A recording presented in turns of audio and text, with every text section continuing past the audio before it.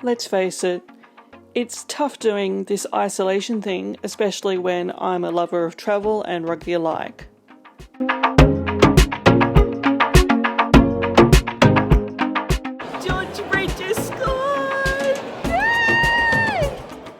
Whilst we are going through these tough times of isolation and social distancing, I'm going to share with you some of the tastiest foods from all around the world, as well as teach you more about Jewish culture and religion.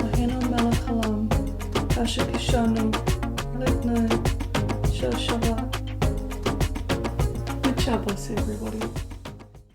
In this series, I will be cooking from home with some quintessential Jewish classics as well as some unique foods to the Jewish diaspora. Make sure your belt button is undone, as today's vlog is all about one of the most famous and well-known Jewish foods in the world, matzo ball soup. Kia ora whanau, I'm Lauren from Chasing the Odd Shaped Ball, and let's get started making some soup.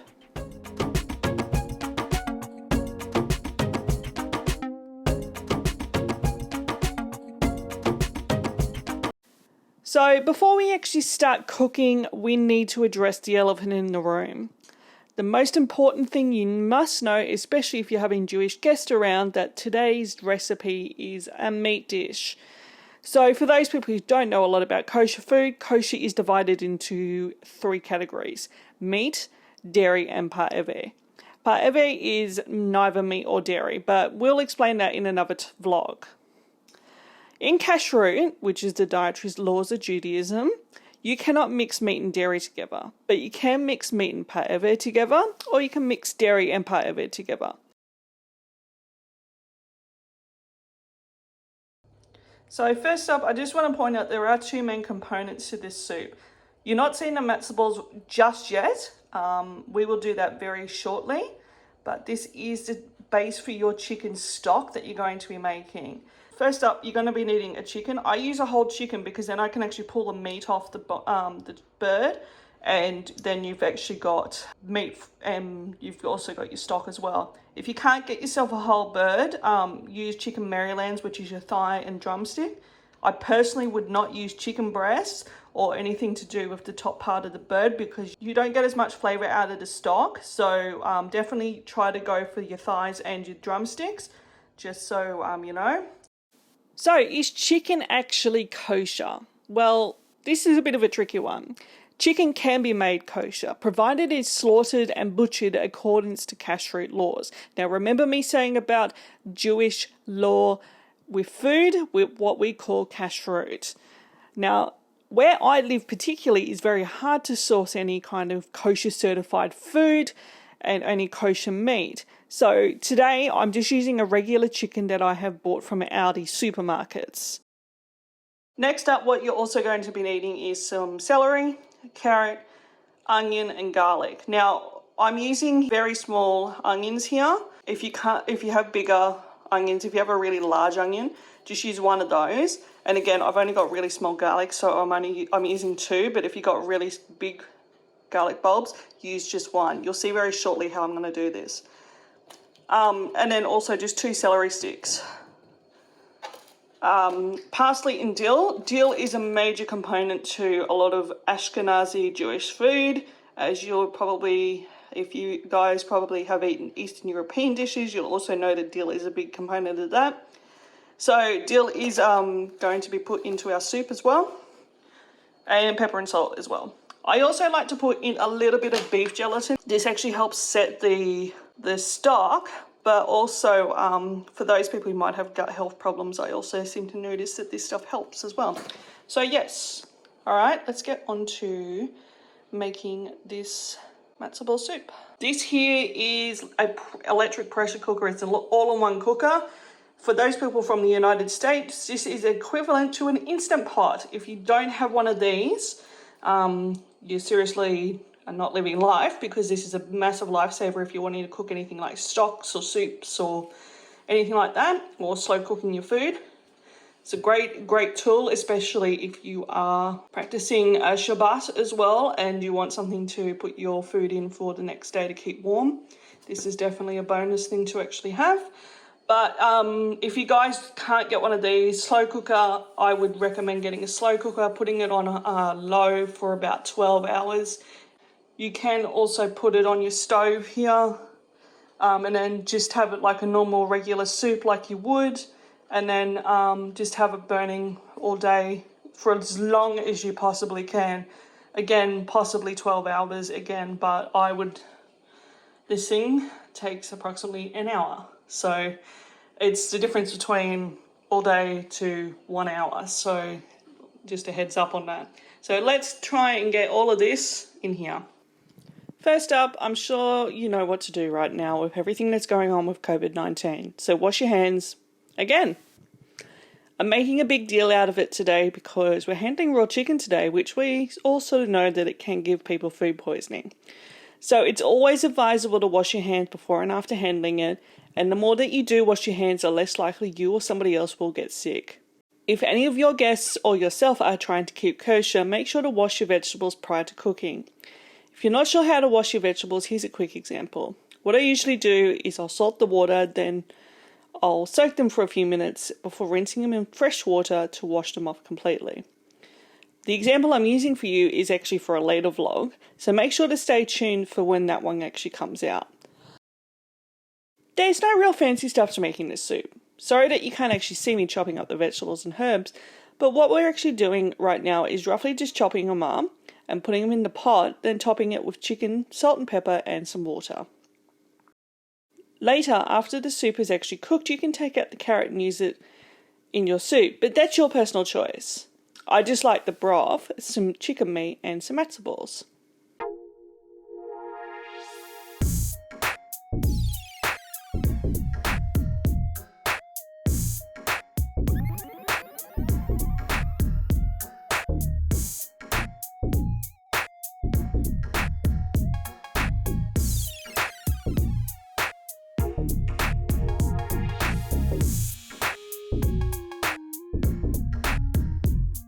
Now that we have put everything into the pot, now what we're going to do is fill this up with water. Now with these Instant Pot kinds, or whatever they are called, electric pressure cooker, they have usually have a watermark on here, and this one comes up to 12 cups of water.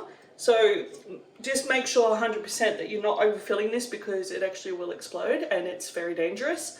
So definitely just make sure you actually put it up to this line and then just leave it. If it's not fully covered, that is fine, because what will actually happen is the water will actually expand while it's heating and it'll end up actually up around here. So now we've got it up to the 12 cup to that water line. So now what we're going to do is pop it into this pot.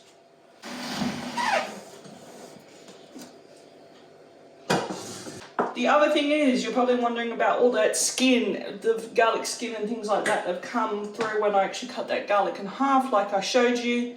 Don't worry too much, because what we're going to do is strain all of this eventually once we've cooked it all. So if you guys are wanting to know, oh my god, there's garlic skin in my pot, we're going to be straining all of this, and what we're going to do is all of that will either dissipate into the soup, or probably end up actually breaking down in the soup, which it usually does, or it will be strained out when we do the straining. Now we're just going to lock this in. So with some things you might notice that there might be a seal button, which is actually on the center here, and what we're going to do is actually turn this on.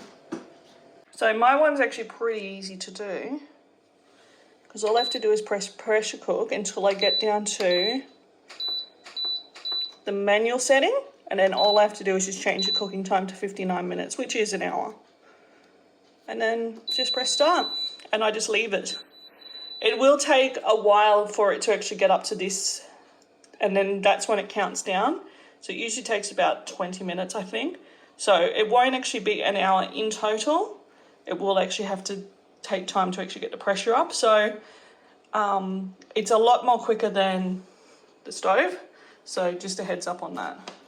Now, for those people wanting to know, oh my God, you didn't put the gelatin in. Gelatin is going to go in after we've strained our soup. And yeah, time to clean up, I think.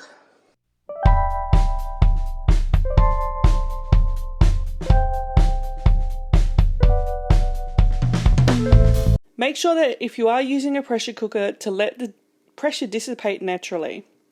If you plan on releasing the valve too quickly, it might end up looking something like this. It should take about half an hour to do this, maybe a little bit longer. You'll see the valve drop down on the lid, and then you'll be able to know if it's okay to take the lid off to strain. I'm using just a basic straightener to fill out a lot of the solids from the liquids.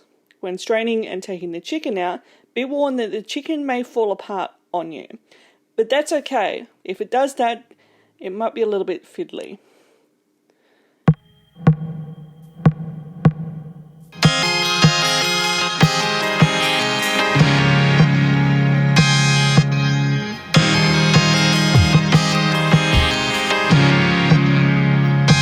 Once it's strained, stir in the gelatin and pop it in the fridge overnight. Don't worry about all the fat, it will be scraped off.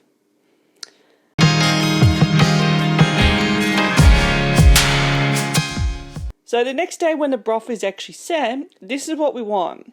This example here kind of looks like something growing in a petri dish, but I've scraped off majority of the fat, so it's ready to actually go back on the stove for the matzo balls.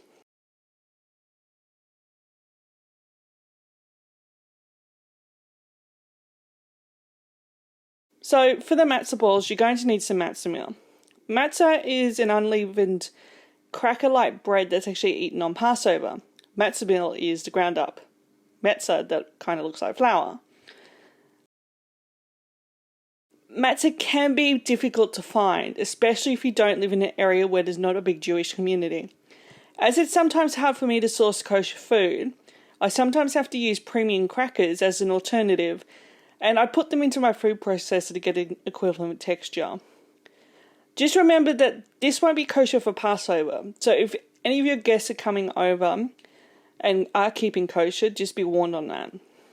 For these matzo balls, you're going to need 3/4 of a cup of matzo meal or your cracker alternative. To make the fluffiest matzo balls that are what we call floaters, you're going to need some baking powder. Some people use seltzer, but I don't get the same consistency as I do with baking powder.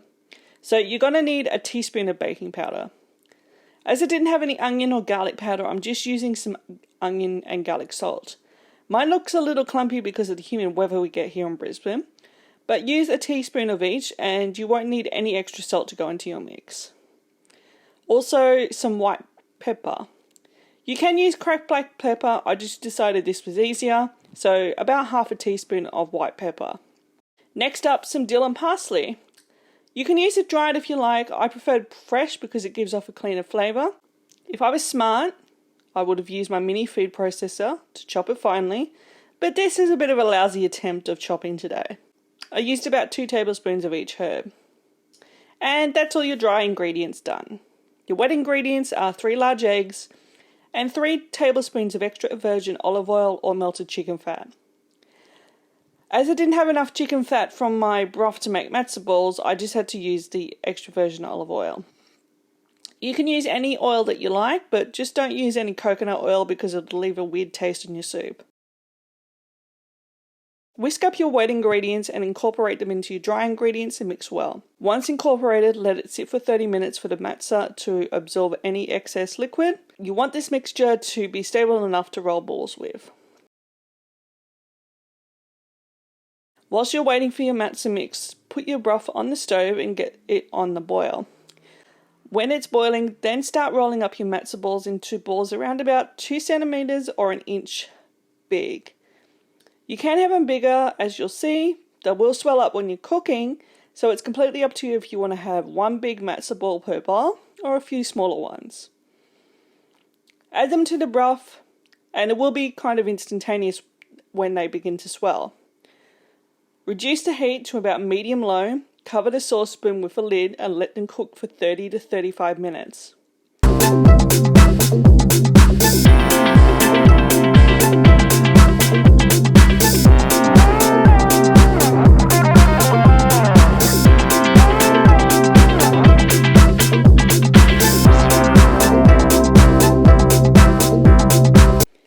After they've cooked, popped in some chicken into a bowl, ladle out some broth and matzo balls. It's up to you. If you wish to add some carrots from the vegetables we used earlier in the soup, but this is just how I like it. It's clean and simple. Then garnish it with some dill and you've got yourself some Jewish comfort food that any bubby would be actually proud of.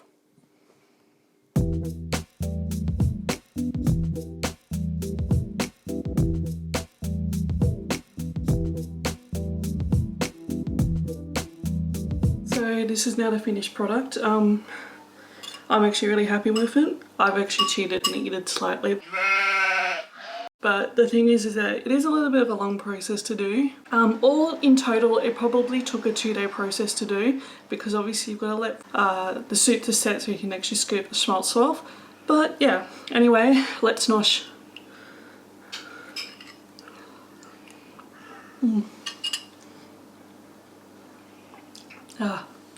These matzo balls are really quite fluffy and soft.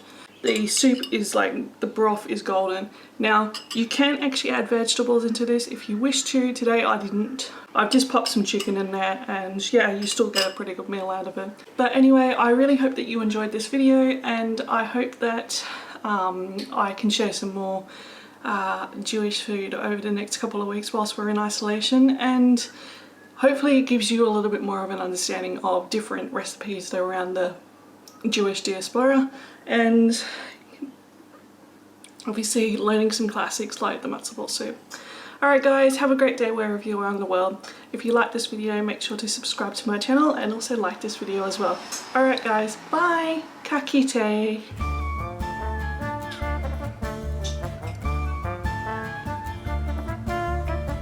Oh, this is so good.